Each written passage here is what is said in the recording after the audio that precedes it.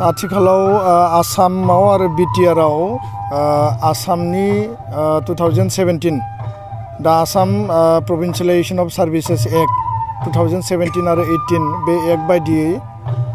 School प्रभिन्सियलाइजेशन lower primary आपार primary up to माने college लेभेलसिम बे सोलिगासिनो दङ आरो थांनाय 5 तारिखआव आसाम सरकारा एपइन्टमेन्ट लेटार होनाय जादों आरो 8 तारिखआव बिटिआर सरकारा आसामनि एक्ट बायदियैनो आसाम सरकारनि सिङाव जिखिनि जादों बेखौ बिटिआरनि सिंनिखौ राननो थाखाय बिबान हरनाय बायदि बिथांमोना बेखौ मावफुंबाय। दा बे बेलायाव आङो दुलाराय बर' फरायसा आफादनिफ्राय मोनसे बाथ्राखौ स्पष्टयै जोंनि रायजो राजाजों लोगोसे फोरोंगिरि मानगोनां बिथांमोननिसिम स्पष्टयै बुंनो नागिरो जे आथिखालाव नैबे 5 तारिख आरो 8 तारिखआव जि एपइन्टमेन्ट लेटार डिस्ट्रिबिउसन खालामबाय बेखौ लानानै जोंनि फोरोंगिरिफोरनि गेजेराव मोनसे थासारि सृष्टि जानायखौ जों नुदों आरो बिथांमोना बिटिआरनि मानगोनां चिफ आरो गुबुन गुबुन जोंनि सरकारनि दैदेनगिरिजों लोगोसे दुलाराय बर' फरायसा आफादनि जोंनि दखरा जिल्ला आरो मिरु मावख'आव जोंखौ लोगो हमफैनाय आरो बिनि सायाव मा जागोन बा बिथांमोना मा जास्टिफाइड मोनगोन बेखौ लानानै माखासे सोंलु बिथांमोना सोंदों आरो बिथांमोना बिनि सलुसन नागिरदों। दा बे बेलायाव दुलाराय बर' फरायसा आफादनिफ्राय बिथांमोना जिखिनि फ्रास्ट्रेसनाव बा नार्भासाव दिनै गोलैनानै दङ आरो बिथांमोननि जि इन्स्टिटिउसन थांनाय 20 बोसोर 25 बोसोर सोरबा 30 बोसोर आरो गोबाङानो रिटायार्ड जाबाय गोबाङानो रुंसारिबो जालांबाय बिथांमोना गोलाव सार्भिस मावनायनि उनाव सरकारि भाबै जिखिनि मर्यादा मोननांगौ बा दरमा मोननांगौ बेखिनि सुबिदाखौ बिथांमोना मोननो हायाखै बे बाथ्राखौ जोंनो फोरमायदों आरो बेयाव जोङो बिथांमोननो फंसेल' बाथ्राखौ स्पष्टयै बुंदों जे बिटिआर सुक्तिनि 6.3 जि स्कुल प्रभिन्सियलाइजेशन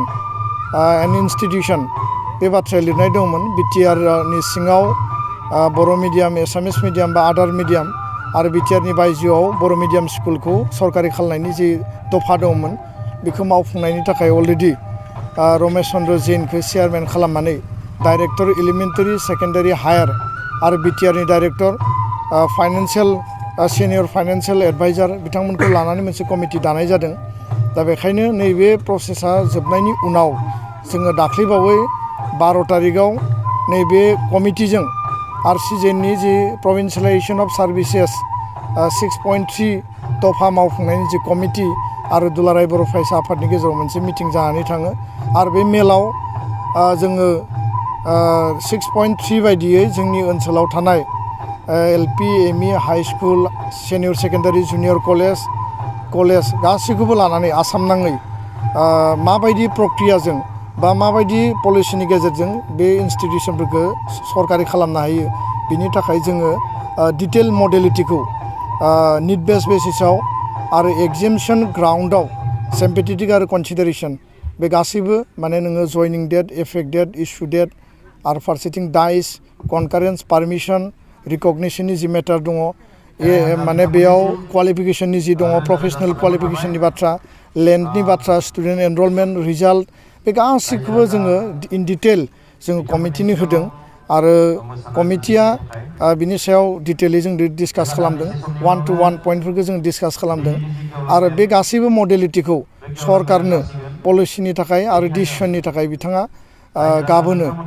बिथांमोना दैथायहरगोन आरो बिनि उनाव सरकारि भाबै जिखिनि पलिटिकेल आरो एडमिनिस्ट्रेटिभ जि माने एप्रुभेल बा डिसिसन नांगौ सरकारा बेखौ फाथायहरगोन होननानै कमिटिनि चेयारमेना जोंनो खोथा होदों आरो बे सानखालिनो मोनाबिलियाव आसामनि एजुकेशन आरो finance minister doctor Himanta Biswa Sharma बिथांखौ लोगो मोन्दों आरो बिथांखौ जोङो स्पेसियेलि आपिल खालामदों जे बिफर एसेम्बलि इलेक्शन 6.3 जि एमअएस आदार जिखिनि दफाफोर मथा मथि आधा मावफुंनाय जाबाय आधाया दाबो सोलिगासिनो दङ जेरै बाउन्डारि कमिसननि बाथ्रा इनक्लुजननि बाथ्रा आरो नैबे स्कुल प्रभिन्सियलाइजेशन मेटार बेखौ बिफर इलेक्शन मावफुंनानै होनांगौ होननानै जोङो 6.3 खौ स्पेसियेलि जोङो रिकुवेस्ट खालामदों आरो बे आपिल खालामनाय बायदि बिथाङा बे स्कुलनि इन डिटेल जिखिनि डाटा तथ्य दङ बेखौ बिथाङा नागिरदों आरो जोंनिफ्राय अलरेडि जोङो होखानानै दोनबाय आरो बेखौ जोङो स्पेसिफिक नैबे जिखिनि मडेलिटि दङ बे मडेलिटिफोरखौ जों बिथांनो बुजायनानै होनाय जादों। दा बिनि सायाव बिथाङा फैबाय थानाय समाव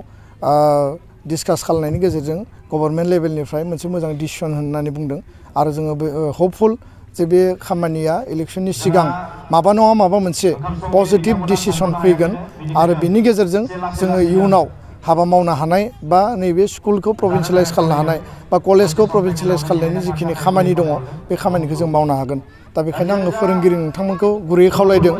जे एसे धैर्य हमनांगोन एसे नेनांगोन आरो बारा होंगो दोंगो बारा बिराद नार्भासाव बा फ्रास्ट्रेसनाव थायोब्ला जोङो माने जेंनायाव गोलैगोन दा बेखायनो इमिडियेट जोंखौ लोगो हमोब्लाबो बा सावरायोब्लाबो बिनि सलुसना आल्टिमेटलि जिहेतु गभर्नमेन्टनियाव आरो मडेलिटिखौ जों गभर्नमेन्टनो जिहेतु जमा होबाय दा बेखायनो एसे वेट खालामनो थाखाय आं बयखौबो खावलायदों आरो बांद्राय जोङो जाहाथे निराशायाव जों थाया आं बे बाथ्राखौनो दाख्लै 12 तारिखआव जालांनाय बे प्रभिन्सियेलाइजेसन कमिटि आरो आसामनि मन्त्रि डक्टर हिमन्त बिश्व शर्माजों जि डिसकास जाबाय बे मेटारखौ दिनै आं क्लियार खालामनानै होबाय। गोजोन्थों।